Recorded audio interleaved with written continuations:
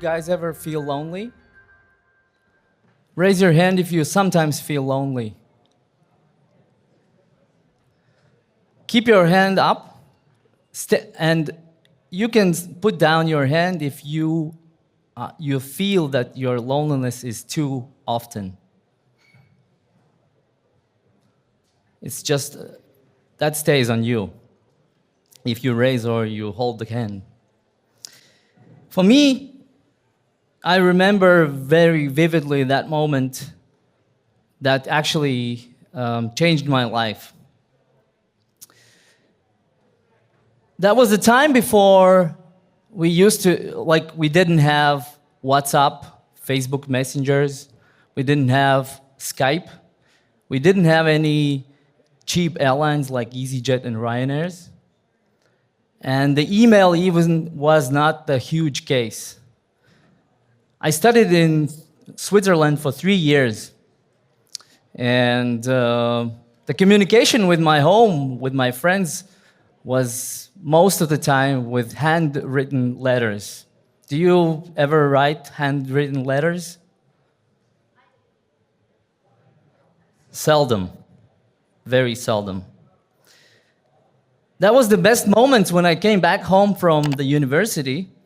I lived in a guest family, and every time I saw a letter on the stairs, I got like my blood pumping, like the dopamine rush, the serotonin, oxytocin, all the happy chemicals pumping up. The same thing that happens right now when you open the Instagram and you see those hearts. The same thing. The only problem, it happened like once in 2 or 3 weeks. So very, very seldom. And I felt lonely, although I had some friends and everything, but I somehow felt that I am missing something. This was the fear of missing out. Even before that was a term, this FOMO. I experienced that like in 1997. So at some point I decided it's too much, I'm coming back home. Although everybody said to me, you know, it's stupid. You are studying in Switzerland, right? So really good place to be. But this feeling of being lonely was too much that I just came back home.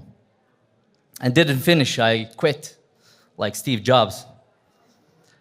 But I also like the feeling of being abroad, learning new things, new people, and so like that.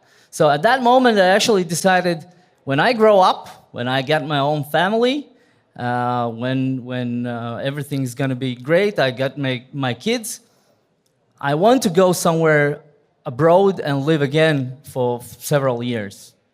So my dream, my wish came true, and I got an opportunity to go to Dubai. Again, the place where rich people live. And I went there with my whole family. I lived there for 2 years. This is my family. But the problem was that this business condition, I got a partner there to set up the business, to get things running. I had to spend there like 6 or 7 months alone again.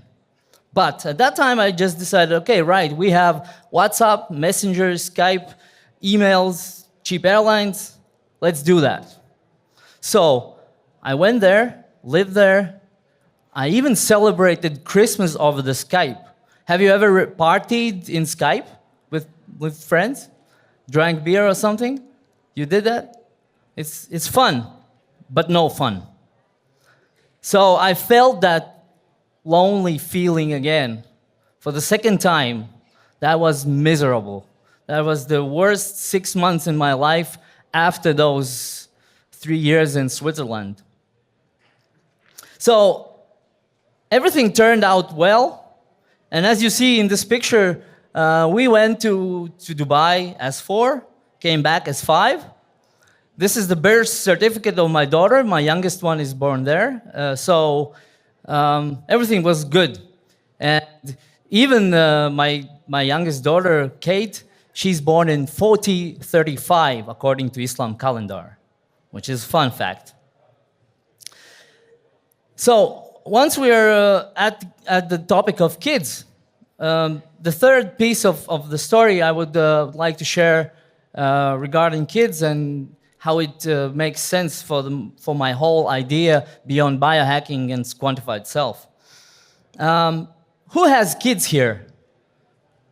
Okay, those people that have children probably know the eyes of the children asking for Legos, for sweets, and all those kind of stuff. And they can be quite persuasive, and eventually sometimes you buy them those things. And these are the times when you decide it's better to go for minimalist lifestyle. So, but one thing their eyes actually don't lie is when you look in their eyes, when you put up the shoes before you go for, I don't know, evening training or something like that, when they ask you this question, Daddy, are you leaving this evening? And their eyes are totally different when they ask this question as opposed to buying new Lego friends. That's because all they ask are stuff, but all they need is being present, sharing love with them. So, and these are the things actually that are beyond biohacking and quantified self, which I would like to actually integrate into the biohacking movement in general. And I would call it, as opposed to quantified self, I would call it connectified self. And further, I will go deeper a little bit into the biology, evolutionary theory, why it makes sense to talk about those things. And don't get me wrong, I'm actually all about biohacking, self-improvement, attaching your head to the wires and neural feedback and doing this test and that test and measuring blood ketones and measuring sleep and lab tests or whatever. But besides that, which is very important, but besides that, there are very, very low-hanging fruit as well. In the sense that that can, by just doing few simple things, we can actually improve our health, our well-being to the highest heights. And that would address actually also the mental problems that we actually experience lately. The increasing rates of depression, the anxiety, and all the other mental illnesses, which could actually be addressed by the points that I'm gonna share further. And the increasing rates of the loneliness. I was already explaining you about my personal story, but you also raised hands because you also sometimes experience loneliness.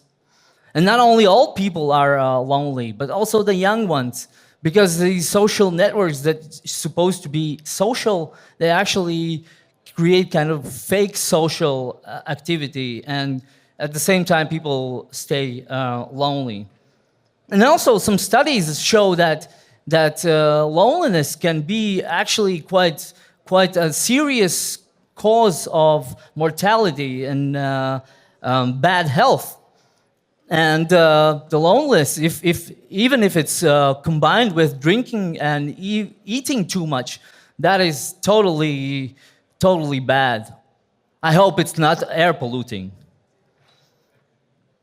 And by observing the longevity, the cases of longevity, when we look at the places where people live the longest, you probably are familiar with the blue zones concept. Are you?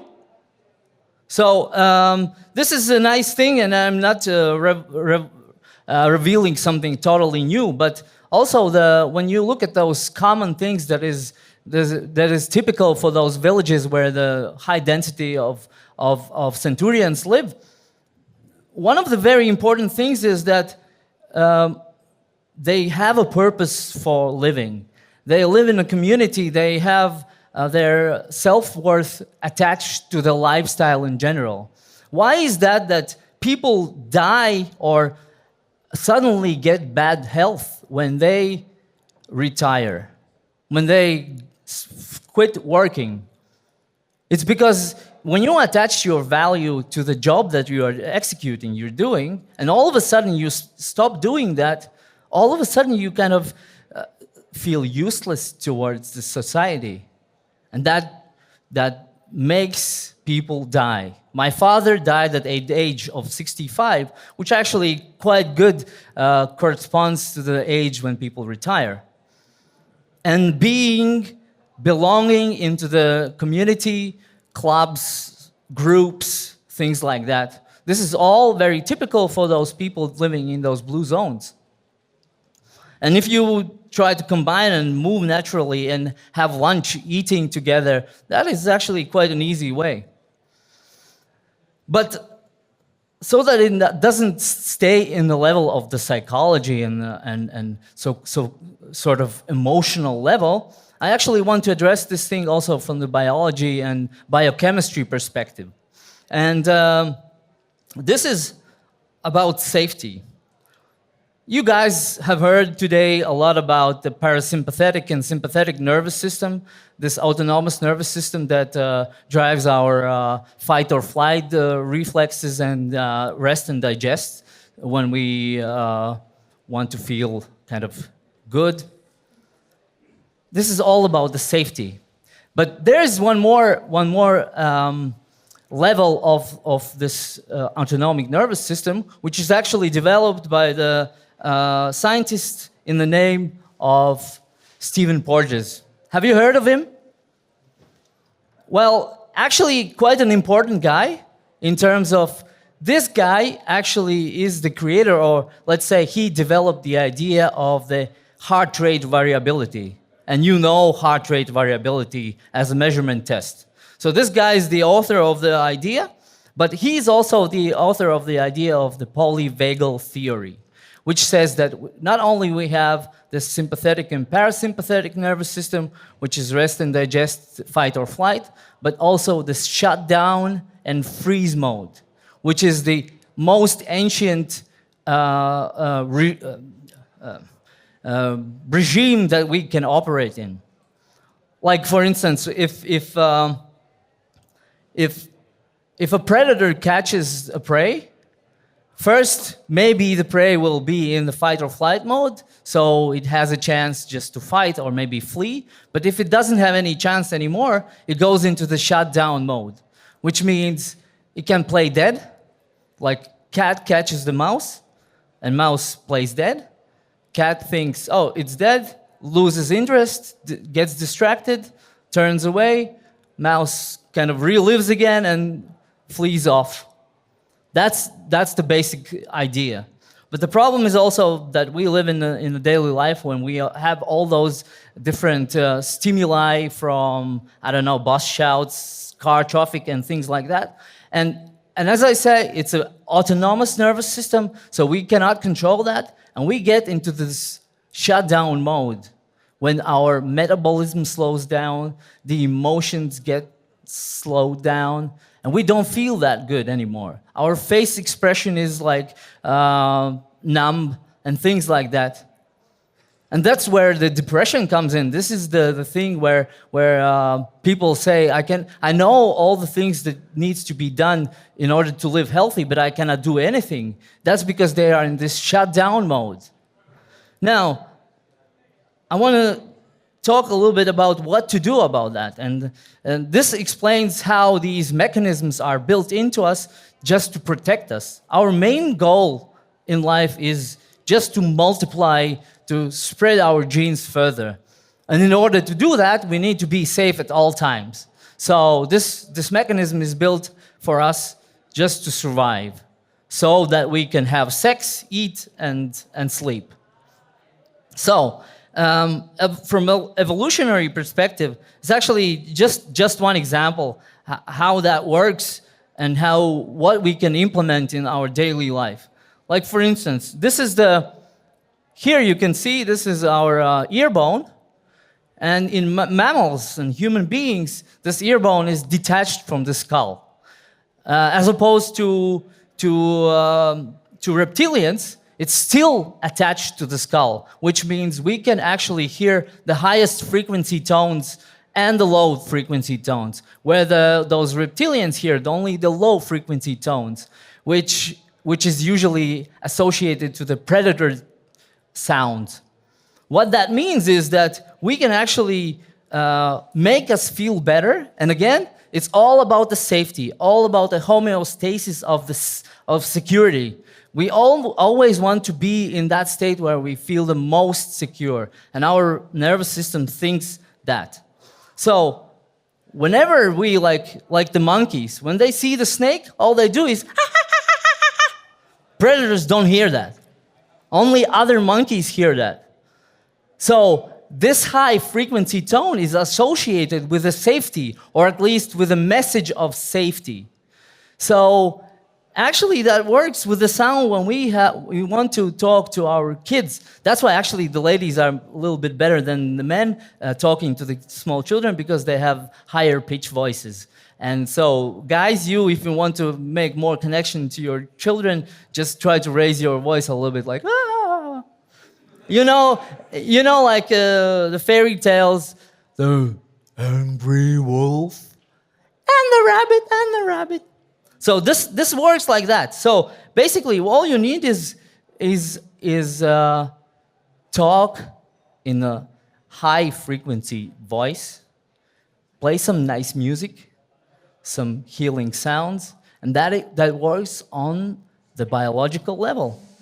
Of course, breathing, it's the direct connection with our nervous system. You can train your sympathetic nervous system, and also at the same time, get yourself out of these freeze and shut down mode and being in uncomfortable situations. Do you think it's comfortable here? A common misconception is that those people that go into the cold water, they don't have cold. Far from truth. It's just the face for photo.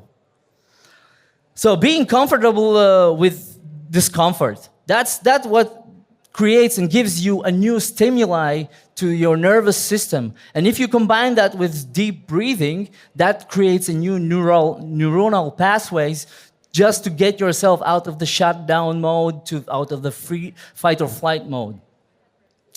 Also, we are creatures that for the several years before we grow up are totally dependent on other people. So that's how our nervous system is also connected to others, being always dependent on others. That's why we feel sometimes alone when we don't experience those human touches. That's why it's important to touch skin to skin. That's why I felt lonely when I was in Switzerland, because, letter, handwritten, no touching. So, and hugs. Have you heard about hugs? That it helps you release oxytocin? It's like the standard things already. But take 6 seconds to hug one another just to get your oxytocin, your happiness levels increase. And because that is like, oh, it's sweet. How does that relate to biohacking? You would ask. So I would say the connection to others, please perceive that as a pill. Because biohackers use pills, right? Some supplements. So that's why I would treat the connection to other people, hugs, and all those emotional things as the supplements to your well-being on a daily basis. And preferably before mealtime. And because I realized that this connection thing, this is the picture where we are only 4, but we were actually 7 childhood friends who decided we turned 40 this year, and instead of doing the 40-year anniversary, we decided to go somewhere for a travel. So we went to Georgia. And we had some nice connection, even though we don't have much interest in common right now. But that was a good experience just to relive the childhood things and maybe find new connections along with gluten and beer. Sorry. And one of the last things that I want to say here is that also that what makes you come out of the shutdown modes is experience some kind of difficulty, of hardship. Actually, that explains why those things are very popular lately. You know, Spartan races, Ironmans, and things like that, because that makes you trigger your nervous system in a way that sometimes you feel stuck, which is this shutdown mode, and you start skydiving, bungee jumping, things like that. That you can explain that by just looking at this autonomous nervous system. What's also good, but maybe less related to connection and community building, is appreciation and being grateful for things. I heard a few times already today this thing, and if you cannot come up with these things for what you are grateful, then just imagine this picture and imagine what we have right now, and that time is operation without anesthesia. So at least this one, and what also you can see this community building. Maybe this picture is not that good, but also this is during the World War II in London subway station, and people actually experienced so much closeness because the hardship from the objective world actually make people more connected, because people feel again this childhood thing where you depend on others. And basically, if you look at the biology and biochemistry, there's this neurotransmitter which is called vasopressin. Have you heard of it? I mean, there are a few guys, specialists and experts, but this one is actually responsible for risking your life for the sake of others. This one explains why people are willing to go to war, to defend your country, why you would step into the fight just to protect your family, and things like that. So basically, this is the ultimate social neurotransmitter. And this gets released when we are being together with other people. And this picture is from the January 1991 in Riga.